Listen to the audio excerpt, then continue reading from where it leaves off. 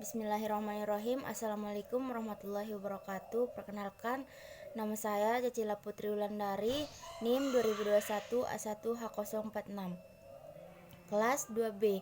Di sini saya akan mempresentasikan makalah yang berjudul nilai norma konstitusional Undang-Undang Negara Republik Indonesia 1945 dan konstitusionalitas ketentuan perundang-undangan di bawah Undang-Undang Dasar. Pertama-tama marilah kita panjatkan puja dan puji syukur atas kehadirat Allah Subhanahu wa taala yang telah memberikan kita nikmat sehingga kita dapat diberikan nikmat kesempatan sehingga kita dapat bertemu dalam rutinitas belajar kita dalam mata pelajaran pendidikan kewarganegaraan. Di sini saya akan membahas mengenai konstitusional. Definisi konstitusi. Istilah konstitusi dalam bahasa Perancis dikenal dengan istilah constituer. Dalam bahasa Inggris digunakan constituer atau bahasa Perancis. Pembentukan yang dimaksud dengan membentuk di sini adalah membentuk suatu negara dalam arti sempit. Konstitusi merupakan suatu dokumen atau seperangkat dokumen yang berisi aturan-aturan dasar untuk menyelenggarakan negara dalam arti luas. Konstitusi merupakan peraturan baik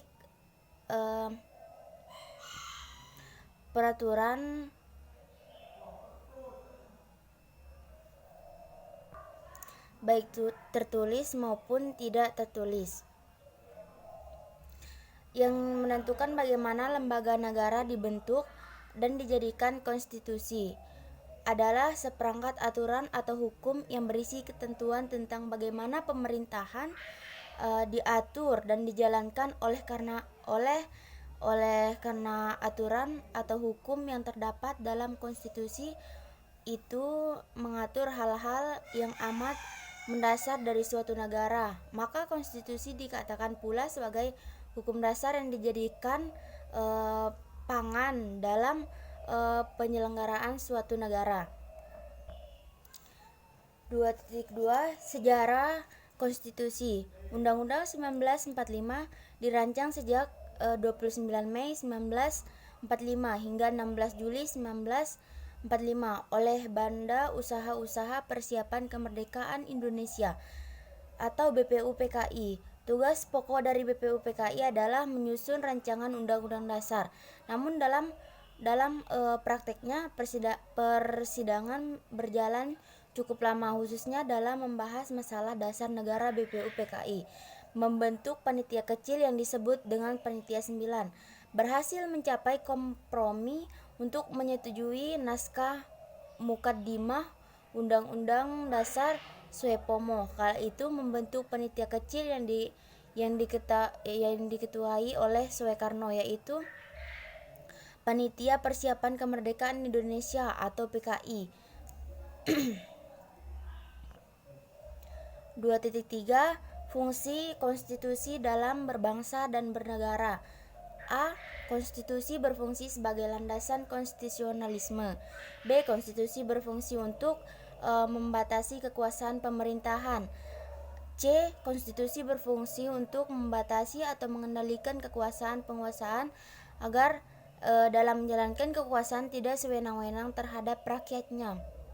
Secara umum, konstitusi memiliki beberapa fungsi, diantaranya itu konstitusi berfungsi untuk memberikan pembatasan kepada kekuasaan suatu pemerintahan agar tidak terjadi pemerintahan yang sewenang-wenangnya atau sehingga hak-hak bagi warga negara tidak terjamin, terlindung dan tidak tersalurkan kepada yang lain.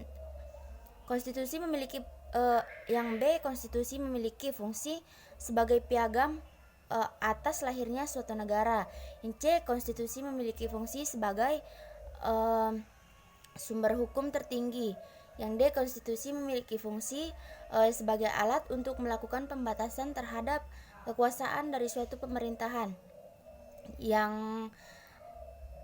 E, konstitusi memiliki fungsi sebagai sebuah identitas nasional dan lambang negara. Yang F, konstitusi memiliki fungsi sebagai salah satu cara untuk memberikan perlindungan terhadap hak asasi manusia sekaligus jaminan kebebasan berwarga negara untuk warga dari suatu negara.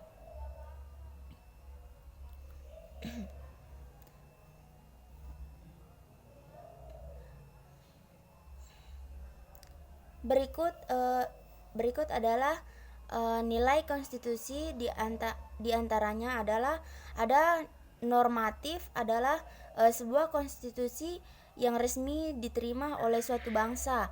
Yang kedua, nilai norma adalah sebagai konstitusi yang menurut hukum tetap berlaku. Yang ketiga, nilai sematik adalah sebuah konstitusi yang hanya dapat berlaku bagi kepentingan penguasaan saja.